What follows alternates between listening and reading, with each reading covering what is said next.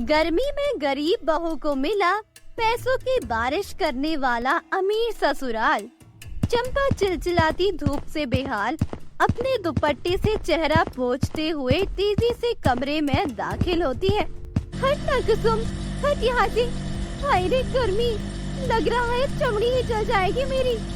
चंपा कुसुम को हल्का धक्का देकर खुद कूलर के सामने बैठ जाती है। ओह, अब जाके कुछ चैन मिला।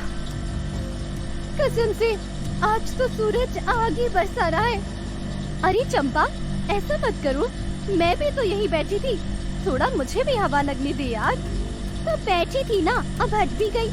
हाय मैया, खेत में पिताजी को खाना पहुंचा के आ रही हूँ। इतनी गर्मी थी, सच कहूँ 2 कदम और चलती तो आत्मा ऊपर ही चली जाती मेरी।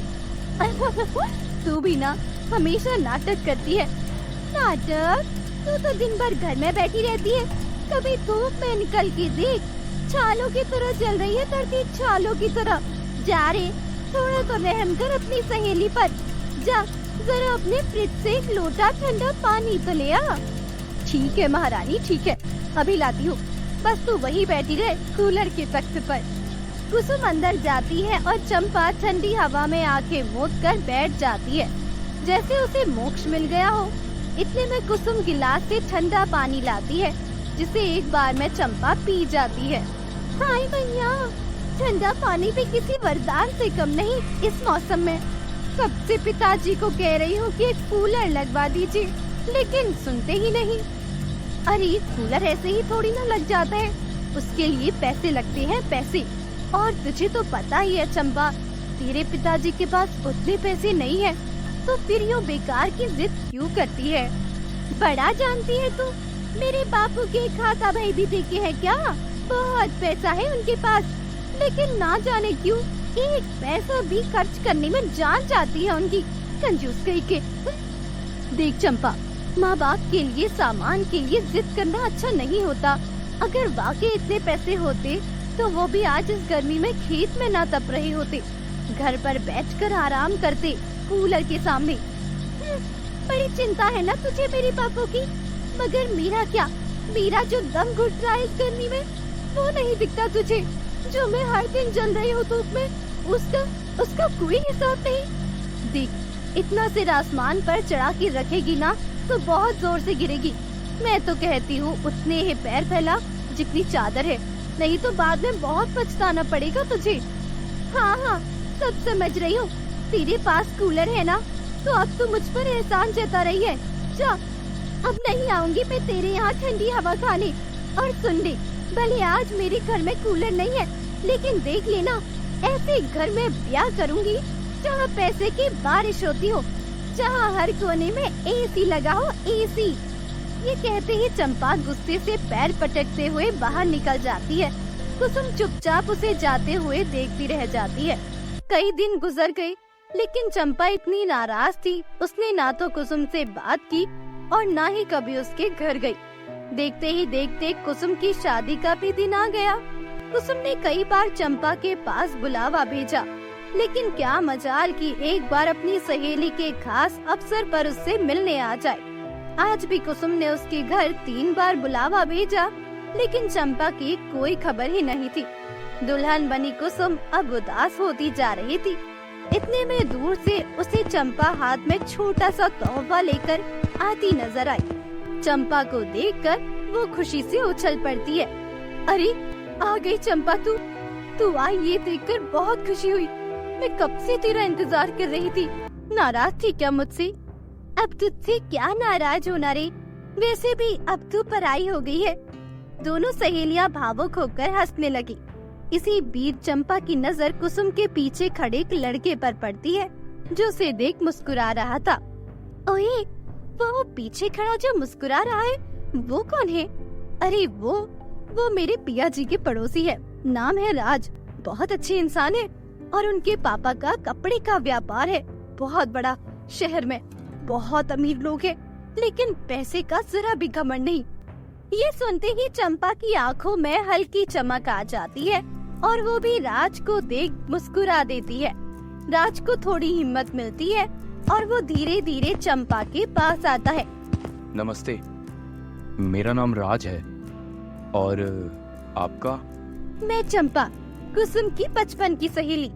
कुछ देर दोनों चुप रहते हैं, फिर साहस जलाकर राज कहता है, ओह अच्छा, बहुत अच्छा लगा आपसे मिलकर। वो आपको देखकर बहुत अच्छा लगा। मतलब आप बहुत पसंद आई मुझे। अगर बुरा ना माने तो क्या आप अपना नंबर दे सकती हैं? मुझे आजकल के जमाने की निब्बा निब्बी वाले इश्क में नहीं पड़ना। अगर सच में पसंद आई हूँ तो मेरे घर रिश्ता भेजिए। अचानक से रिश्ते की बात सुन राज चौंक जाता है। इसके बाद चंपा मुड़ती है और कुसुम की ओर चल पड़ती है। पीछे खड़ा राज अब मुस्कुरा देता है, जैसे उसे उसकी मंजिल दिख गई हो। कुछ ही दिनों बाद चंपा के घर राज के माता पिता आते हैं और रिश्ते की बात शुरू हो जाती है। जल्दी दोनों की धूमधाम से शादी होती है और जब वो पहली बार अपने ससुराल पहुंचती है तो उसकी आंखें पटी की पटी रह जाती है। हे मैया, ये तो राजा के महल जितना सुंदर है, इतना ऊंचा घर। जैसे ही वो अंदर कदम रखती है, दोनों तरफ से कई सारे नौकर उस पर फूल बरसाने लगते हैं। चंपा भौचक्की सी इधर उधर देखने लगती है। क्यों बहू, ससुराल कैसा लगा? कोई कमी तो नहीं? कमी? यहाँ तो हर कोना जैसे फिल्म का सेट है, सेट। चंपा अपने नए ससुराल में बहुत खुश थी। वो एक बात मुंह से निकालती तो दूसरे ही पल वो पूरा हो जाता। ये देख वो बहुत हैरान होती, क्योंकि पहले तो एक जलेबी के लिए भी उसे पिताजी से हक तो जिद करनी पड़ती थी, और यहाँ नाम लिया और चीज हाजिर। ये देख वो जल्द से अपनी माँ के पास फोन लगाती है और ससुराल की तारीफ करते थकती नहीं है। माँ, मैं तुमसे कितना कहती थी कि मुझे देसी घी वाले पराठे ही बना कर दी, लेकिन तूने कभी मेरी बात सुनी ही नहीं। आज देख, मेरे आसपास नौकर घूमते रहते हैं, पूछते रहते हैं कि मेम साहब नाश्ते में क्या खाएंगी, लंच में क्या खाएंगी, डिनर में क्या खाएंगी। अच्छी बात है ना बेटी, तुझे ऐसे खुश देख हमें भी बहुत खुशी होती है। मेरी खुशियों पर खुश होती तो छोटी छोटी चीजों के लिए मुझे ऐसे न तरसाया होता। ये कह के चंपा फोन रख देती है। इतने में राज कमरे में आता है। राज जी, एक नॉर्मल मोबाइल में मजा नहीं आता, कोई अच्छा सा आईफोन होता तो। ये कौन सी बड़ी बात है, आप हुक्म करें और बंदा हाजिर है। शाम तक आपके पास आईफोन होगा। और हाँ, ये भी बताना था कि मैंने रात को डिनर पर राहुल और उसकी पत्नी कुसुम को बुलाया है। तुम्हारी दोस्त है ना, सोचा उससे मिलके तुम्हें अच्छा लगेगा। ये सुन चंपा बहुत खुश होती है और मन ही मन एक शातिर मुस्कान देती है, जैसे उसके दिमाग में कोई खिचड़ी पक रही हो। कुछ ही देर में कुसुम अपने पति राहुल के साथ अंदर आई और बड़े प्यार से चंपा को गले लगाया। इसके बाद दोनों बातें करने लगे। चंपा के हाथ में चमकता नया आईफोन था, जिसे वो बार बार जाहिर करने की कोशिश कर रही थी। जब कुसुम ने इसके बारे में कुछ नहीं पूछा तो उसने खुद ही बताना शुरू किया। देख कुसुम, देख, याद है तूने मुझे कूलर के सामने से हटाया था ना? आज तो मेरे हर कमरे में एसी लगा है, और ये देख आईफोन राज ने आज ही गिफ्ट किया है, और कलम समुंदर किनारे घूमने जा रही है। हुआ। कुसुम कुछ कहने ही वाली थी कि चंपा फिर बोल पड़ती है। तू शादी के बाद कहीं नहीं गई क्या? नहीं ना। अरे हाँ, मैं तो भूल ही गई। तेरा पति तो तुझे शायद गली के नुक्कड़ पर गोलगप्पे तक खिलाने नहीं गया होगा। बड़ी आई थी मुझ पे अमीरी जताने वाली। देख, आज मेरे पास सब कुछ है, लेकिन तू अब भी गरीब की गरीब है। ये सुन कुसुम के कानों पर यकीन ही नहीं हुआ कि उसकी दोस्त आज तक उसके लिए मन में इतना नफरत भरे हुए है। इससे पहले कि वो कुछ कह पाती, एक नौकर ने आकर कहा, मेम साहब, खाना लग गया है। चल खाना खा ले। 56 भोग बनवाए हैं तेरे लिए और तेरे पति के लिए। कौन सा तुम्हें बार बार नसीब होता होगा? पेट भर के खाना खा लेना। ये सुन कुसुम की आंखों में आंसू आ गए। उसने जैसे तैसे करके खाना खाया और फौरन अपने घर के लिए निकल गई। कुछ दिनों बाद चंपा शहर की एक भव्य साड़ी की दुकान में पहुंची। सुनो भैया, कुछ महंगी वाली साड़ियाँ दिखाओ जो आम औरतों के बस की ना हो, कुछ रॉयल टाइप। दुकानदार ने एक एक करके कीमती साड़ियाँ दिखानी शुरू की, लेकिन चंपा हर बार नाक सिकोड़ कर मना करती आई। और महंगी दिखाओ, और महंगी। आखिर दुकानदार ने कांच की अलमारी से एक भारी रेशमी साड़ी निकाली, जिसमें सोने की जरी और हाथ की कढ़ाई थी। मैडम, ये हमारी दुकान की सबसे महंगी साड़ी है। पूरे 5 लाख रुपए की, हैंडक्राफ्टेड है, सीधा काशी से मंगवाई है। बस यही चाहिए मुझे, इसे पैक कर दो। जैसे ही वो साड़ी लेकर मुड़ने लगती है, उसकी नजर दुकान के कोने में बैठी कुसुम पर पड़ी। कुसुम एक सादी सी कॉटन की साड़ी देख रही थी। चंपा तुरंत वहाँ पहुँची। अरे कुसुम, देख, ये देख, 5 लाख की साड़ी ली है। राज ने कहा था कि जो दिल करे ले लेना, तो मैंने कहा सबसे महंगी ही लूंगी। आखिरकार इतने अमीर घर की बहू हूँ। बहुत सुंदर है। वैसे तू क्या ले रही है? ओह, ये सस्ती साड़ी कितने की है ये? मैडम, ये साड़ी 1200 रुपए की है। 1200? अरे भैया, ये भी इसके लिए ज्यादा है। एक काम करो, अपनी दुकान की सबसे सस्ती साड़ी दिखाओ, वही पसंद आएगी इसे। कुसुम अब तक चुपचाप सुन रही थी। अब उसने धीरे से साड़ी नीचे रख दी और चंपा की आंखों में देखती हुई बोली, इतना गुरूर ठीक नहीं है चंपा। तेरे ससुराल वालों के पास पैसा है, बहुत अच्छा है, लेकिन असली समझदारी उसे संभाल कर रखने में है। कभी वक्त ने करवट ली ना और बुरा दिन आ गया, तो यही पैसा साथ देगा तेरा। पूरे दिन वो तुम जैसे गरीबों के लिए आते हैं कुसुम, हम जैसे अमीरों के लिए नहीं। और अगर आए भी तो तेरे जितने बुरे दिन कभी नहीं आएंगे यार। इतना कहकर चंपा अपनी साड़ी थामे दुकान से निकल जाती है।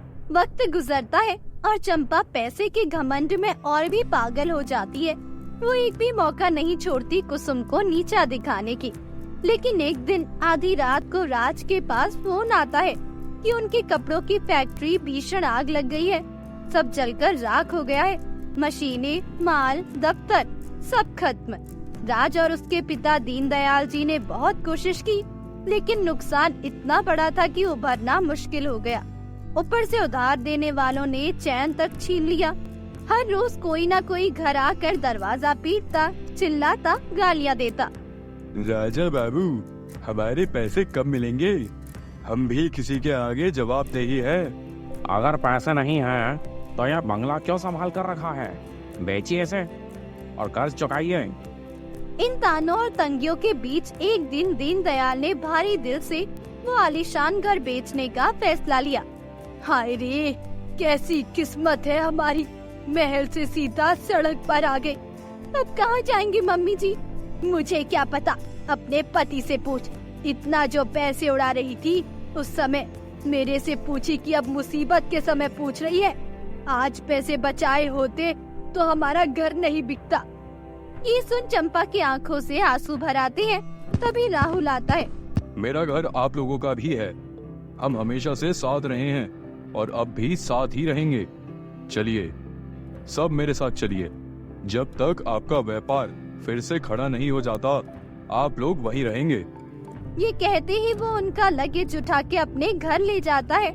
ये देख चंपा को बहुत शर्मिंदगी होती है। वो एक चुपचाप सिर झुकाए बैठ जाती है। इतने में कुसुम सबके लिए शरबत लाती है और बारी बारी सबको गिलास पकड़ाती है।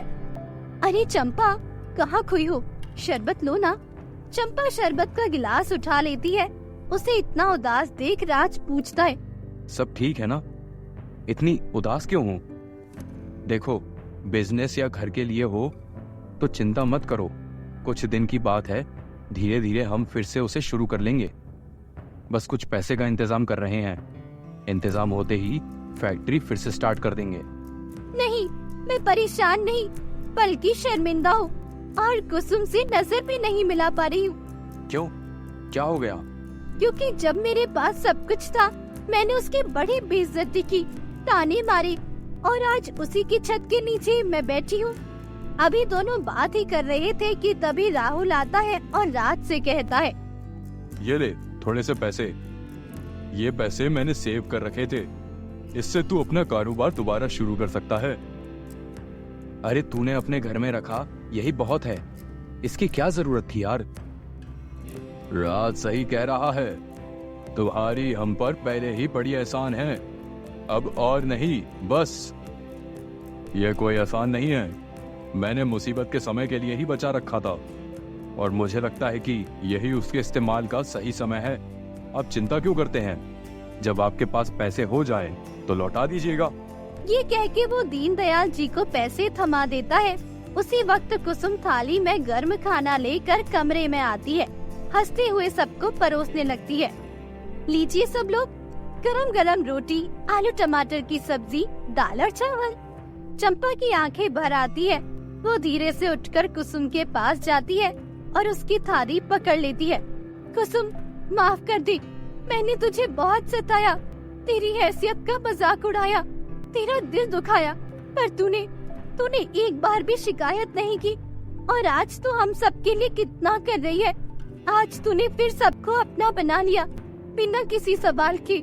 तेरा दिल सच में बहुत बड़ा है कुसुम, बहुत बड़ा। अरे पगली, सब भूल जा। कभी कभी जिंदगी सबक देती है ताकि हम इंसान बने। तो बदल गई है, ये ही काफी है मेरे लिए। अब चल, खाना ठंडा हो रहा है। कसम से आज जो रोटी खा रही हूँ वो 5 लाख की साड़ी से भी ज्यादा कीमती लग रही है। और दोनों सहेलियां एक दूसरे को देखकर हंस पड़ती है।